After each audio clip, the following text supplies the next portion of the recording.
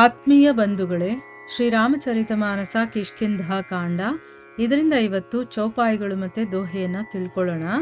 ಪ್ರಥಮ ಹಿ ದೇವನ್ ಗಿರಿ ಗುಹಾ ರಾಖೆವು ರುಚಿರ್ ಬನಾಯಿ ರಾಮ ಕೃಪಾನಿಧಿ ಕछु ದಿನ ಬಾಸ್ ಕರಹಿಂಗೆ ಆಯಿ ಸುಂದರ ಬನ್ ಕುಸುಮಿತ್ ಅತಿ ಶೋಭಾ ಗುಂಜತ್ ಮಧುಪ ನಿಕರ ಮಧು ಲೋಭಾ कंद मूल फल पत्र सुहाये भये बहुत जब ते प्रभु आये देखी मनोहर शैल अनूपा रहे तह अनुज सहित सुर भूपा मधुकर खग मृग तनु धरि देवा करहि सिद्ध मुनि प्रभु के सेवा मंगल रूप भयउ बन तबते कीन्ह निवास रमापति जबते फटिक शिला अति शुभ्र सुहाई सुख आसीन तहा द्वौ भाई कहत अनुज सन कथा अनेका भगति बिरति नृप नीति विवेका बरषा काल मेघ नभ छाये गरजत लागत परम सुहाये. ಇವು ಚೌಪಾಯಿಗಳು ಮತ್ತು ದೋಹೆ. ಈಗ ಇದರ ಅರ್ಥವನ್ನು ತಿಳ್ಕೊಳ್ಳೋದಕ್ಕೆ ಪ್ರಯತ್ನ ಮಾಡೋಣ. ಇಲ್ಲಿ ತುಳಸಿದಾಸರು ಹೇಳ್ತಾರೆ, ರಾಮ ಸುಗ್ರೀವನನ್ನ ಅಂಗದನ ಜೊತೆ ಕಿಷ್ಕಿಂಧೆಗೆ ಹೋಗಿ ರಾಜ್ಯಭಾರ ಮಾಡು ಅಂತಂದ್ಬಿಟ್ಟು ಹೇಳ್ತಾನೆ. ಆಮೇಲೆ ಪ್ರವರ್ಷಣ ಅನ್ನುವಂಥ ಪರ್ವತದ ಮೇಲೆ ಹೋಗಿ ಅವನು ತಂಗ್ತಾನೆ. ದೇವತೆಗಳು ಮೊದಲೇ ಆ ಪರ್ವತದ ಒಂದು ಗುಹೆಯನ್ನ ರಾಮ ವಾಸ ಮಾಡೋದಕ್ಕೋಸ್ಕರ ಯೋಗ್ಯವಾಗಿ ಎಲ್ಲವನ್ನ ಅವರು ರೆಡಿ ಮಾಡಿಟ್ಟಿದ್ರು. ಕರುಣಾನಿಧಿಯಾದಂತಹ ಶ್ರೀರಾಮ ಇಲ್ಲಿ ಕೆಲವು ದಿನಗಳು ವಾಸ ಮಾಡ್ತಾನೆ ಅಂತ ಅವರು ಮೊದಲೇ ಯೋಚನೆ ಮಾಡಿದ್ರು. ಸೊ ಅವ್ರ ಕೆಲಸ ಆಗಬೇಕಲ್ವ, ಇವಾಗ ರಾಕ್ಷಸರ ಸಂಹಾರ ಆಗಬೇಕು. ಅದಕ್ಕೋಸ್ಕರ ಭಗವಂತ ಇಲ್ಲಿಗೆ ಬರ್ತಾನೆ. ಅವನಲ್ಲಿ ವಾಸ ಮಾಡೋದ್ರಿಂದ ಇದನ್ನೆಲ್ಲ ಶುಚಿ ಮಾಡಿಡ್ಬೇಕು ಅಂತ ಅಂದ್ಬಿಟ್ಟು ಅವರೆಲ್ಲ ಕ್ಲೀನ್ ಮಾಡಿ ಎಲ್ಲ ರೆಡಿ ಮಾಡಿ ಇಟ್ಟಿರ್ತಾರೆ. ಈಗ ಇಲ್ಲಿ ತುಳಸಿದಾಸರು ವರ್ಷ ಋತು ಮತ್ತು ಶರದ್ ಋತುವಿನ ವರ್ಣನೆಯನ್ನು ಮಾಡ್ತಾ ಇದ್ದಾರೆ.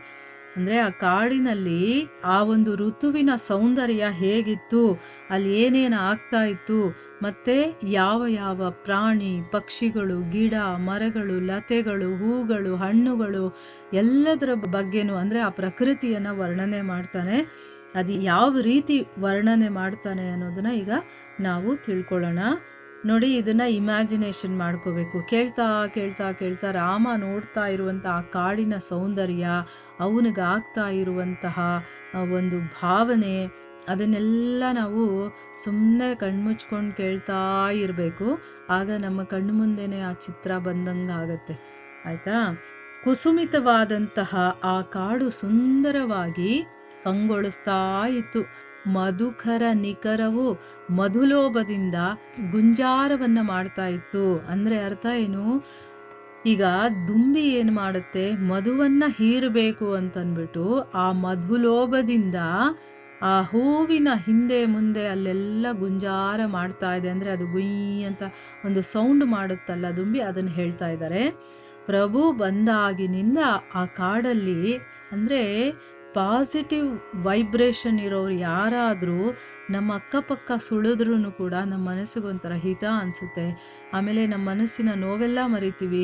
ಇನ್ನೂ ಅವ್ರ ಹತ್ರನೇ ಇರಬೇಕು ಅಂತ ಅನಿಸುತ್ತೆ. ಇನ್ನು ಭಗವಂತನೇ ಅಲ್ಲಿದ್ದಾನೆ ಅಂತಂದಮೇಲೆ ಆ ಕಾಡಿನ ಸೌಂದರ್ಯ ಇನ್ನೆಷ್ಟು ಚೆನ್ನಾಗಿರ್ಬೋದು, ಅಲ್ಲಿರುವಂಥ ಜೀವರಾಶಿಗಳು ಹೇಗಿರ್ಬೋದು ಅದನ್ನೆಲ್ಲ ಹೇಳ್ತಾರೆ. ನೋಡಿ, ಈಗ ಆ ಪ್ರಭು ಬಂದಾಗಿನಿಂದ ಆ ಕಾಡಲ್ಲಿ ಕಂದ ಮೂಲ ಫಲ ಪತ್ರಗಳು ಯಥೇಚ್ಛವಾಗಿ ಬೆಳೆಯುತ್ತೆ. ಗಿಡಮರಿಗಳಿಗೂ ಕೂಡ ಭಗವಂತ ಬಂದಿದ್ದಾನೆ, ನಾವು ಚೆನ್ನಾಗಿ ಕೊಡಬೇಕು, ಅವನಿಗೆ ನಮ್ಮ ಕೈಯಲ್ಲಿ ಆದದ್ದನ್ನು ನಾವು ಕೊಡಬೇಕು ಅಂತ ಚೆನ್ನಾಗಿ ಹುಲಸಾಗಿ ಬೆಳೆದಿದ್ದಾವೆ.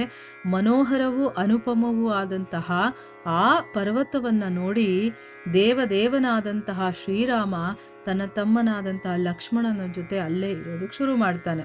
ನೋಡಿ, ಅಲ್ಲಿ ರಾಮನಿಗೆ ಏನೇನು ಬೇಕೋ ಆ ಸವಲತ್ತುಗಳೆಲ್ಲ ಪ್ರಕೃತಿ ಕೊಟ್ಟಾಗ ಅವನು ಎಲ್ಲಿ ಚೆನ್ನಾಗಿರುತ್ತೋ ಅಲ್ಲೇ ಇರೋಣ, ಇಲ್ಲಿ ಎಲ್ಲ ಅನುಕೂಲ ಇದೆ ಅಂತಂದ್ಬಿಟ್ಟು ಅಲ್ಲಿ ಲಕ್ಷ್ಮಣನ ಜೊತೆ ಇರ್ತಾನೆ. ದೇವತೆಗಳು ಸಿದ್ಧರು ಮುನಿಗಳು ಅಲ್ಲಿ ಮಧುಕರವಾದಂತಹ ಖಗ ಮೃಗಗಳಾಗಿ ಪ್ರಭುವಿನ ಸೇವೆ ಮಾಡೋದಕ್ಕೆ ಶುರು ಮಾಡ್ತಾರೆ. ನೋಡಿ, ಭಗವಂತ ಎಲ್ಲಿರ್ತಾನೋ ಅಲ್ಲಿರೋದಕ್ಕೆ ಭಕ್ತರು ಇಷ್ಟಪಡ್ತಾರೆ. ಅದಕ್ಕೆ ಇಲ್ಲಿ ಈಗ ಕಾಡಲ್ಲಿದ್ದಾನೆ, ನಾವು ಅವನ ಜೊತೆ ಹೋಗಿರ್ತೀವಿ ಅಂತಂದರೆ ಅವನು ಬಿಡೋದಿಲ್ಲ.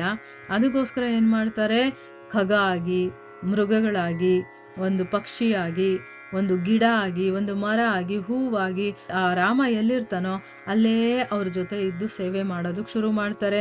ರಮಾಪತಿಯಾದಂತಹ ಶ್ರೀರಾಮನ ಪಾದಸ್ಪರ್ಶದಿಂದ ಆ ಸ್ಥಳವೆಲ್ಲ ಕೂಡ ತುಂಬ ಪುನೀತವಾಗಿ ಪವಿತ್ರವಾಗಿಬಿಡತ್ತೆ. ಅತ್ಯಂತ ಕಾಂತಿಯುಕ್ತವಾದಂಥ ಒಂದು ಸುಂದರ ಸ್ಫಟಿಕ ಶಿಲೆಯ ಮೇಲೆ ಅಣ್ಣ ತಮ್ಮಂದ್ರಿಬ್ಬರೂ ಕೂಡ ವಿರಾಜಿಸ್ತಾ ಇದ್ರು, ಅಂದರೆ ಇಬ್ಬರು ಕೂತ್ಕೊಂಡಿದ್ರು. ಶ್ರೀರಾಮ ಏನು ಮಾಡ್ತಾನೆ, ಲಕ್ಷ್ಮಣನಿಗೆ ಭಕ್ತಿ, ವಿರಕ್ತಿ, ರಾಜನೀತಿ ಮತ್ತು ಜ್ಞಾನಕ್ಕೆ ಸಂಬಂಧಿಸಿದಂತಹ ಬೇಕಾದಷ್ಟು ಕಥೆಗಳನ್ನು ಹೇಳ್ತಾ ಇದ್ದ. ಈಗ ನಾವೆಲ್ಲಾದರೂ ಹೋಗ್ತೀವಿ ಅಂದರೆ ಅವ್ರ ಬಗ್ಗೆ, ಇವ್ರ ಬಗ್ಗೆ ಚಾಡಿ ಮಾತು, ಆಮೇಲೆ ಕೆಟ್ಟದಾಗಿ ಅವರನ್ನ ಬೈಕೊಳ್ಳೋದು, ಗೊಣಕೊಳ್ಳೋದು, ಇದನ್ನೆಲ್ಲ ಮಾಡಬಾರ್ದು. ನಾವು ಎಲ್ಲಾದರೂ ಒಂದು ಕಡೆ ಟೈಮ್ ಸಿಕ್ಕಿದಾಗ ಒಂದಿಬ್ರು ಕೂತ್ಕೊಂಡ್ವಿ ಅಂತಂದರೆ ಆ ಭಗವಂತನ ವಿಷಯವನ್ನು ಮಾತಾಡಬೇಕು. ದೇವಸ್ಥಾನದಲ್ಲಿ ಹೋಗಿ ದೇವರ ಪೂಜೆ ನಡೀತಾ ಇದ್ರು ಕೂಡ ಅವ್ರ ಮೇಲೆ ಇವ್ರ ಮೇಲೆ ಮಾತಾಡ್ಕೊಳ್ತೀವಲ್ವ, ಅದನ್ನು ಮಾಡೋಕ್ಕೆ ಹೋಗ್ಬಾರ್ದು ನಾವು, ಆಯಿತಾ. ಹೊರಗಡೆನೇ ಮಾಡಬಾರ್ದು, ಇನ್ನು ದೇವಸ್ಥಾನದಲ್ಲಿ ಹೋದಾಗ ಮಾಡಲೇಬಾರ್ದು. ಅದರಲ್ಲೂ ಪೂಜೆ ಮಾಡೋ ಸಮಯದಲ್ಲಿ ಭಗವಂತನಿಗೆ ಗೌರವ ಕೊಡಬೇಕು ನಾವು, ಅಲ್ವಾ. ನಾವು ಹೋಗಿರೋದು ಏನಕ್ಕೆ, ಭಗವಂತನ ಪೂಜೆ ಮಾಡಿಸೋದಕ್ಕೆ. ಆ ಭಗವಂತನ ಪೂಜೆ ನಡೀತಾ ಇರುತ್ತೆ, ಅವರು ಅರ್ಚನೆ ಮಾಡ್ತಿರ್ತಾರೆ, ಯಾರ ಬಗ್ಗೆನೋ ಮಾತಾಡ್ಕೊಂಡು ನಿಂತಿರ್ತೀವಿ. ಏನು ಪ್ರಯೋಜನ ನಾವು ದೇವಸ್ಥಾನಕ್ಕೆ ಹೋಗಿ? ಭಗವಂತನಿಗಲ್ಲಿ ನಾವು ನೆಗ್ಲೆಕ್ಟ್ ಮಾಡ್ದಂಗೆ ಆಗಲಿಲ್ವಾ? ಅದೆಲ್ಲ ತಪ್ಪಲ್ವಾ? ಆದ್ದರಿಂದ ಆ ರೀತಿ ಮಾಡೋಕ್ಕೆ ಹೋಗಬಾರ್ದು. ಎಲ್ಲೇ ನಮಗೆ ಸಮಯ ಸಿಕ್ಕಿದ್ರೂ ಕೂಡ ಆ ಭಕ್ತಿ ಬಗ್ಗೆ ಮಾತಾಡಬೇಕು. ನಾವು ವೈರಾಗ್ಯವನ್ನು ಹೇಗೆ ಪಡೆಯೋದು ಅದ್ರ ಬಗ್ಗೆ ಮಾತಾಡಬೇಕು. ರಾಜನೀತಿಯ ಬಗ್ಗೆ, ಅಂದರೆ ಅವರು ಕ್ಷತ್ರಿಯರಾದ್ರಿಂದ ರಾಜನೀತಿಯ ಬಗ್ಗೆನೂ ತಿಳ್ಕೊಬೇಕಲ್ವ, ಅದಕ್ಕೆ ಮಾತಾಡ್ತಾಯಿದ್ರು. ಅಂದರೆ ನಮಗೆ ಜ್ಞಾನ ವೃದ್ಧಿ ಆಗಬೇಕು. ನಾನು ಮಾಡ್ತಾ ಇರುವಂಥ ಕೆಲಸ ಆಗಿರ್ಬೋದು, ನಾನಿರುವಂತಹ ಸ್ಟೇಜ್ ಆಗಿರ್ಬೋದು, ನಾನು ಭಕ್ತಿಯಲ್ಲಿದ್ದರೆ ಅದಕ್ಕೇನು ಮಾಡಬೇಕು, ಅಥವಾ ನಾನು ಇನ್ನೇನೋ ಮಾಡ್ತಾ ಇದ್ದೀನಿ ಕೆಲಸ ಅಂತಂದರೆ ಅದರಲ್ಲಿ ಮುಂದುವರಿಯೋದಕ್ಕೆ ಏನು ಮಾಡಬೇಕು, ಈ ರೀತಿ ತನ್ನ ಉನ್ನತಿಗೋಸ್ಕರ ಏನು ಬೇಕೋ ಅಂಥ ಜ್ಞಾನವನ್ನು ತಿಳ್ಕೊಳ್ಳೋದಕ್ಕೆ ಅದರ ಸಂಬಂಧಪಟ್ಟಂಥ ಮಾತುಗಳನ್ನು ಆಡಬೇಕೇ ಹೊರತು ಯಾರ್ದೋ ಮಾತಾಡಿದ್ರೆ ನಮಗೇನು ಪ್ರಯೋಜನ ಬರುತ್ತೆ? ಇಲ್ಲ ಅಲ್ವಾ. ಅದಕ್ಕೋಸ್ಕರ ಆ ರೀತಿ ಮಾಡಬಾರ್ದು.